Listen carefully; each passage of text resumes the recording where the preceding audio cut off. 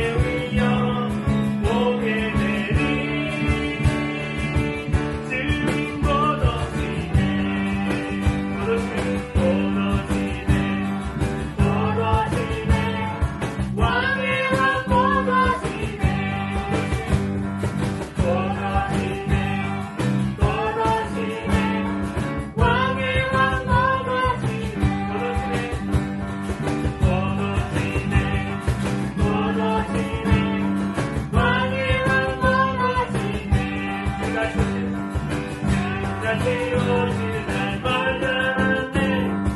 음악을 준비하라. 바람으로 오잖아 주의 신부 교회여 일어나라.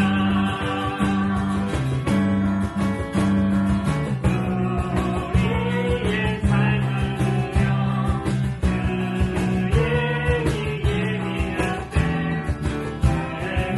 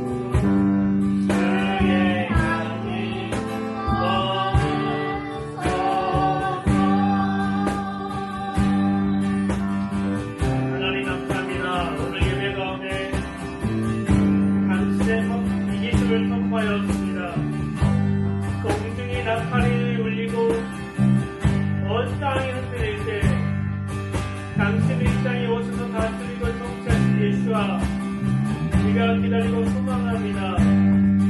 당신의 눈 통치가 이루어지길 기대합니다. 시편 1편이 성취되는 그때를 기다립니다. 주님 감사합니다. 주님 감사합니다. 주님 감사하며 이 모든 기도 예수와 이름으로 기도드립니다.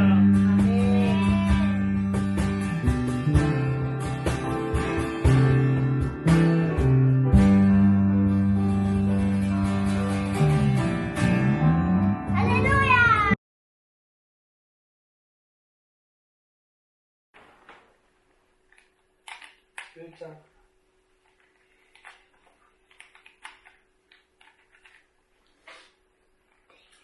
1장 9절부터 18절까지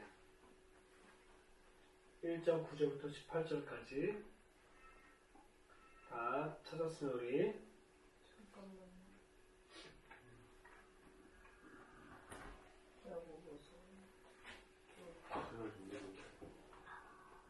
네.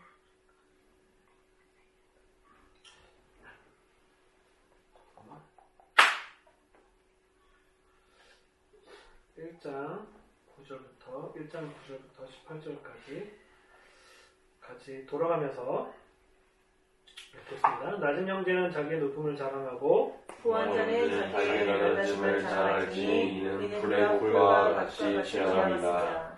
해가 덥고 뜨거운 바람이 불어 풀이 말리우면 꽃이 떨어져 그 모양의 아름다움이 없어지나니 부한자도 그 행한 일에 이와 같이 세잔하리라. 시험을 참는 자는 복이 있다. 이것에 옳다. 시험을 받은 후에 주께서 자기를 사랑하는 자들에게 약속하신 생명의 멸관을 얻을 것이니라. 사람이 시험을 받을 때 내가 하나님께 시험을 받는다 하지 말지니 하나님은 악에게 시험을 받지 아니하시고 친히 아무도 시험하지 아니하시니라. 오직 각 사람이 시험을 받는 것은 자기 욕심을 끌려 미움이니 욕심이 잉태한 지 죄를 낳고 죄가 장성한 지 사망을 낳으니라. 내 사랑하는 자는 쓰지 말라. 가장 좋은 인사와 은전한 선물이 다 위로부터 빛들의 아버지께 내려오나니 그는 변함도 없으시고 회전하는 그림자도 없으시니라. 읽겠습니다. 같이 시작. 그가 그 돌 중에 위로한 선절매가 되게 하시려고 자기의 뜻을 조사 자기 말씀을 우리를 넣으시려 나가셨느라. 아멘. 이 야고보서 특징적인 거를 잠깐 다시 한번 얘기하면 예수님이 승천을 언제 하셨냐면 AD 30년경. 야고보서는 언제 써졌냐면 그 이후에 10년 뒤에 10년에서 14년 뒤에 썼단 말이야. 그러면은 이때 당시에 있는 사람들은 예수님의 재림에 대해서 어떻게 생각했냐면 되게 급박하게 생각하고 열심히 믿었겠지. 또 좋아하는 건 뭐냐면 예수님 믿는 그 메시아닉들은 핍박을 받았을까 안 받았을까? 받았어요. 받았지. 이 받았는데 여기서 이제 두 가지 스토리가 담겨져 있는 거예요. 낮은 형제와 부한 형제. 이 9절. 낮은 형제는 자기를 높임을 자랑하고 부한 형제는 자기 낮아짐을 자랑할지니 이는 풀의 꽃과 같이 지나갑니다 라고 얘기해. 그러니까 우리는 이거 흔히 많이 배우는 거 뭐냐면 그 높은 사람, 부한 형제는 자기의 낮아짐에 관한 것들은 우리 얘기를 많이 듣지만 신기한 건 9절에서 낮은 형제는 자기의 높음을 자랑하라고 얘기를 해요. 여기서 전제는 뭐냐면 예수 그리스도를 믿는 사람에 관한 얘기인 거야. 우리가 예수 그리스도를 믿음으로 말미암아 우리의 신분이 어떻게 된 거냐면 땅에 속해 있는 게 아니라 어디 속해 있다? 샤마임. 샤와이지만 정확하게 하나님의 그 킹덤에 속한 그 시민권을 가진 자. 어떻게 보면은 세상 사람들이 볼 때는 우리는 천한 사람이라고 할 수 있겠지만 신분적으로 보면 하나님의 영원한 신분적으로 보면 우리는 이미 가장 높은 자리에 차지했다라는 것을 얘기하는 거예요. 그래서 낮은 형제라는 얘기는 여기서 이제 중요한 건 뭐냐면 재정이 없는 부분을 얘기하는 거예요. 돈. 이때 당시에는 돈이 있는 사람과 돈이 없는 사람의 차이가 뭐냐면 어떤 것이냐 그걸로 신분이 나눠지기도 해.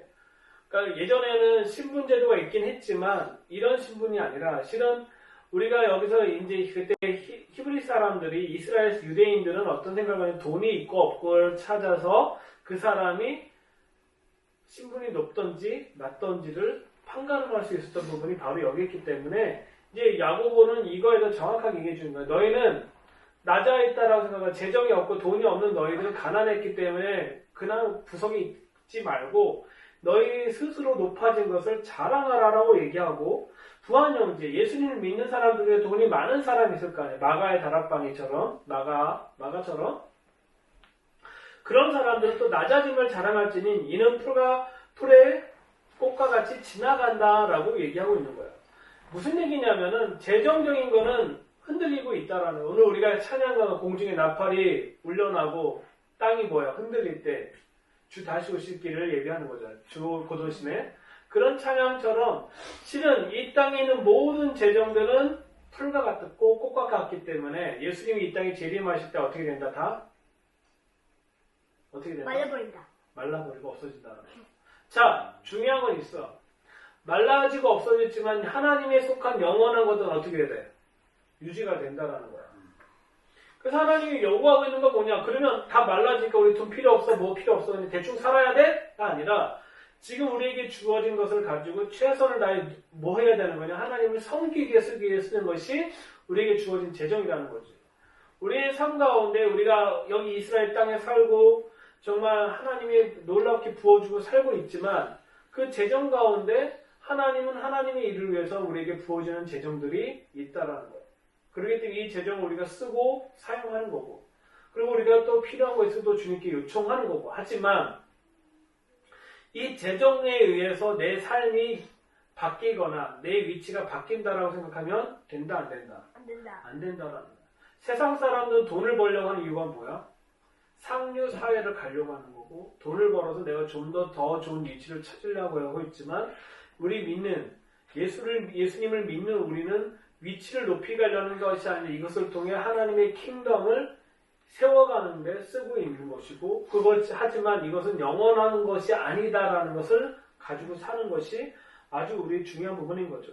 그래서 보면은 11절에 보면은 해가 덥고 뜨거운 바람이 불어 풀이 말려오면 꽃이 떨어져 그 모양의 아름다움이 없어지나니 라는 거예요. 꽃이 시들어서 그 모양의 아름다움이 없어진다는 얘기는 이 모든 것들은 우리가 만들어 놓고 임의적이지만 이것은 언제? 우기철이 끝나고 6월절이 지나고 언제 여름의 때가 되면 이 꽃들은 다 어떻게 돼? 말라져 없어져. 이 말라지고 없어지는 거에 너의 삶을 투자하지 말고 어디에 투자하라? 하나님의 삶 가운데 들어가서 투자하라는 것을 설명하고 있는 거예요. 그래서 이 12절 보면은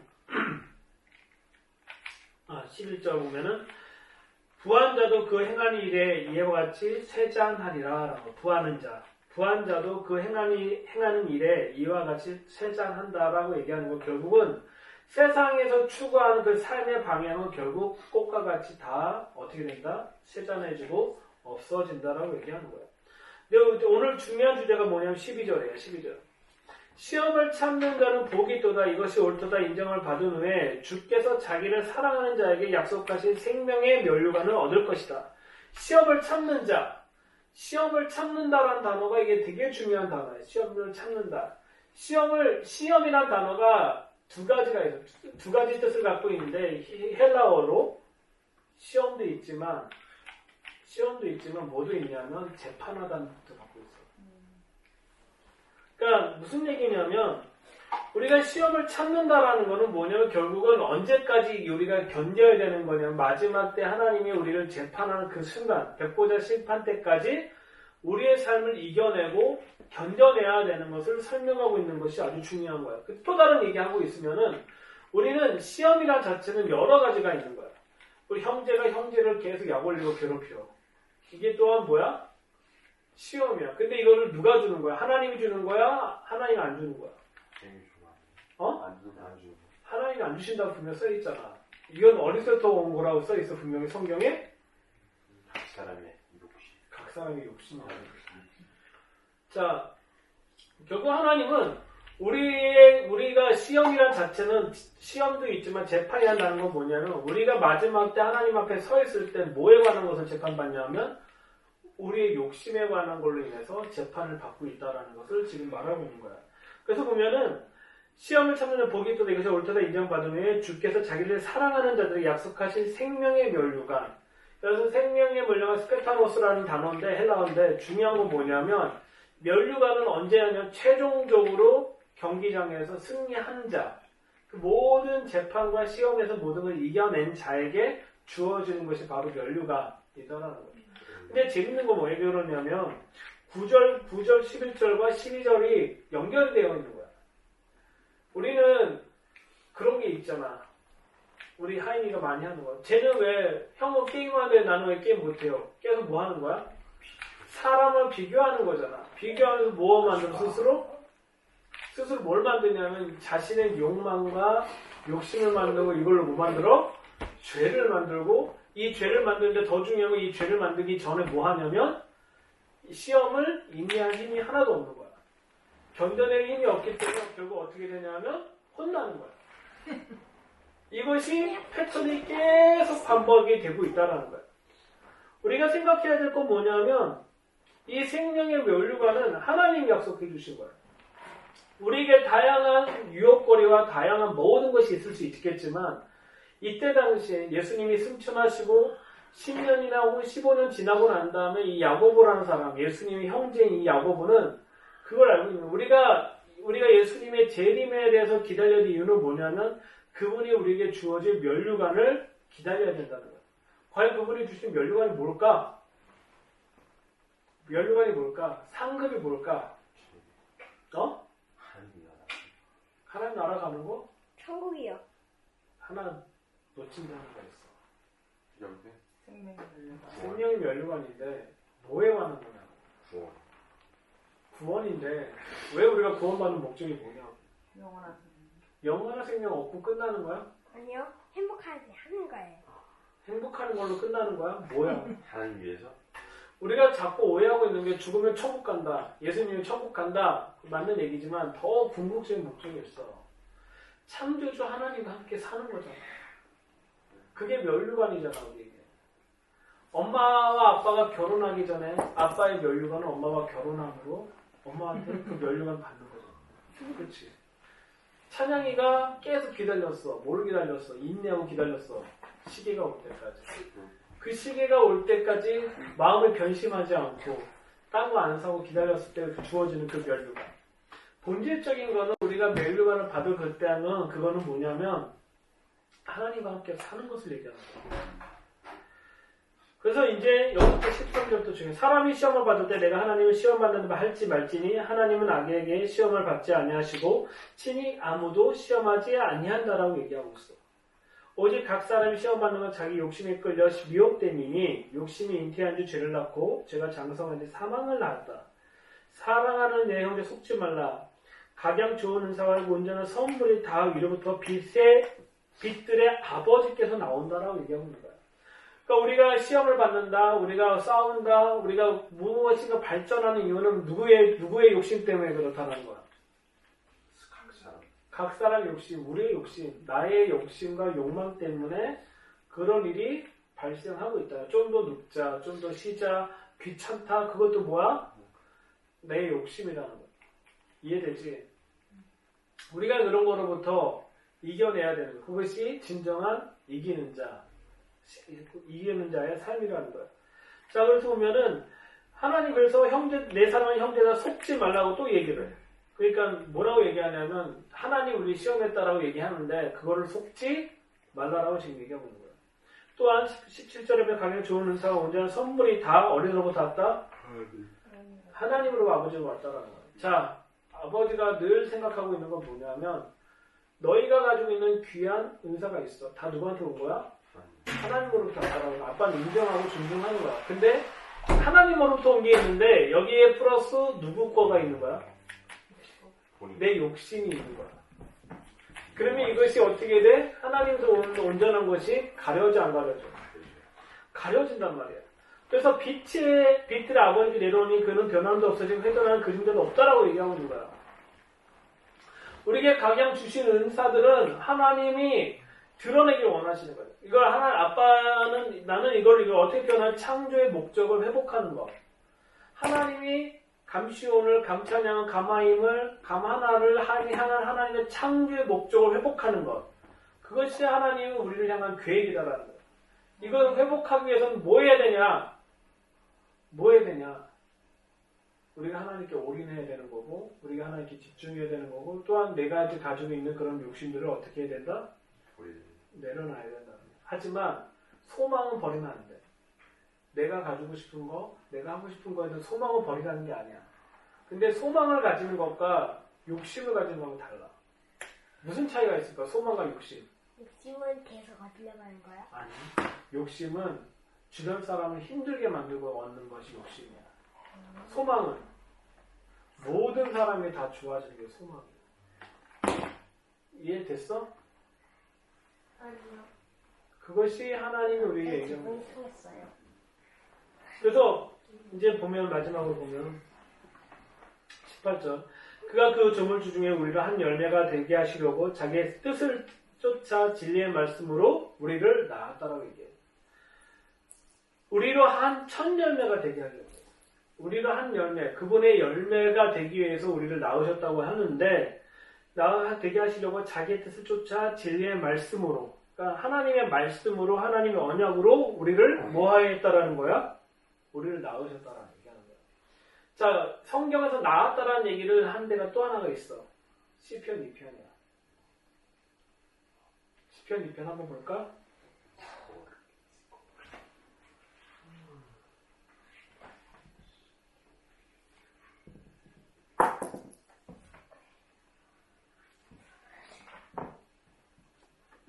시편 2편 6절 같이 읽어볼게요. 시작. 내가 나의 왕을 내 강한 산천에서 따라 7절 내 외국은 하노라 여호와께서 내게 이르시되 너는 내 아들이라 오늘 아들은 낳았다. 내가 너를 낳았도다 라는 얘기는 낳고 끝났다라는 게 아니라 이 아들은 누구의 뜻대로 사는 존재가 됐다라는 거야. 여호와의 뜻대로 사는 존재가 되었다. 그분이 누구야? 바로 메시아야. 자, 야고보는 이런 표현을 여기다 떴어. 우리에게. 우리를 낳았도다라고 얘기해. 진리의 말씀으로. 그분의 언약으로 우리를 낳았다란 말이야. 그럼 우리는 누구의 뜻대로 살아야 되는 거야? 아니요. 하나의 뜻대로 살아야 되는 거야. 야고보에 가지고 있는 놀라운 그 신학과 그분의 가지고 있던 생각은 뭐냐면 우리가 토라 안에서 토라라고 하면 너무 이제 광범위하니까 언약 안에서 그분의 진리의 말씀대로 살아낼 존재로 우리를 낳았다라고 하나님이 우리를 낳았다라고 표현하고 있다라는 거예요. 그때 우리가 야고보서를 통해서 하나님이 일하심을 더 보게 되고 하나님이 궁극적으로 원하시는 일들이 우리를 통해서 어떻게 드러날 것인지를 계속적으로 이제 설명하고 있는 것이 이 야고보서의 아주 특징적인 거예요. 그래서 우리가 야고보서를 읽을 땐 예수님이 승천하고 몇 년 뒤? 10년에서 15년 뒤에 쓰여진 책이다 라고 생각하면 돼. 그래야지 야고보서 이해하는데 너무 도움이 될 수 있기 때문인 거예요. 자, 기도하고 마치겠습니다. 하나님 감사합니다. 우리가 더 주님 안에 들어가기 원하고 정말 당신께서 우리를 낳았습니다. 진리의 말씀으로 당신이 우리를 낳았습니다. 우리가 그것을 갖고 가지고 붙잡고 살 수 있도록 우리를 인도하시고 이끌어 주십시오. 주님 감사하며 예수님의 이름으로 기도드립니다. 네.